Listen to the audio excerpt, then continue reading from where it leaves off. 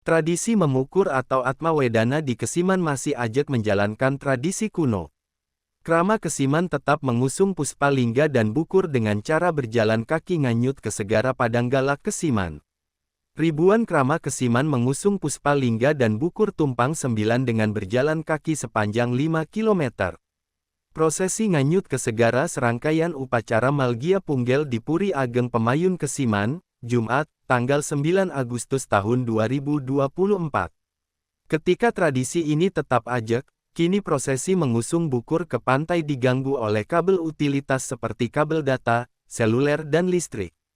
Tercatat 30 titik kabel PLN yang melintang di jalan harus diputus dan ratusan kabel data putus karena dipasang terlalu rendah.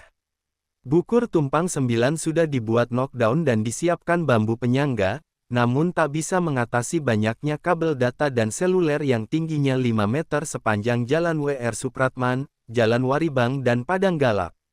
Banyak kabel akhirnya terputus karena Bukur tingginya 10 meter. Manggala Karya, anak Agung Ngurah Gede Damar Perbangkara mewakili generasi Z memuji semangat warga berjalan kaki mengusung Bukur selama 2 jam lebih. Namun di sisi lain dia mengkritisi semrawutnya kabel utilitas yang membuat perjalanan terganggu.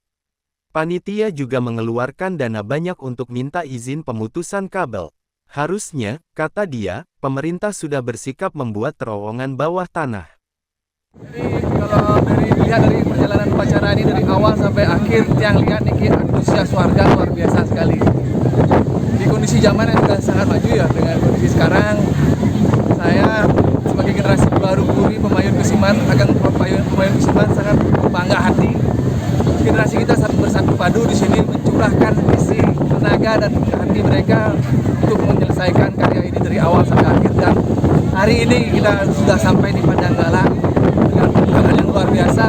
Berjalan dari Puri sudah sampai di sini. Wow, bangga, saya bangga sekali dengan desa dan Kesiman.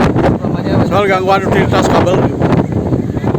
Nah ya, kendala di jalan dari Banjar Kedaton kita berangkat dari Pemayun Kesiman sampai di Padanggala ini memang kendalanya adalah dengan adanya banyak kabel-kabel listrik, kabel telepon, kabel internet ya khususnya yang terlalu liar menjamur di sana sini dengan kalau saya bilang sangat-sangat tidak terstruktur dengan bagus. Sayang sekali kalau kita pakai logika aja berpikir jalan gitu, itu sudah kita tahu bakal jadi jalan utama dari Puri, dari jalan desa-desa lain, dari Banjar lain menuju ke Semol atau tempat lumayan hingga ke pantai di Padanggala di mana upacara sedang berjalan. Seharusnya pemerintah sudah sadar dari awal. Kenapa tidak dibuat jalur bawah tanah kabel itu? Karena saya untuk menurunkan kabelnya kita membutuhkan biaya. Ketua DPRD Kota Denpasar, I Gusti Ngurah Gede, selaku warga Denpasar setuju dan sudah saatnya di Denpasar dibuatkan terowongan kabel bawah tanah. Hal ini untuk memperkuat dan menjaga tradisi adat Bali. Apalagi kini pemasangan kabel data tak ada yang mengontrol ketinggian. Bahkan dia menduga banyak kabel data tanpa ada izin dan tanpa ada sanksi hukum. Mohon tanggapi dengan baik, laksanakan terutama tentang bagaimana merapikan kabel-kabel yang semrawut yang memperburuk wajah kota Denpasar ini. Inilah harapannya.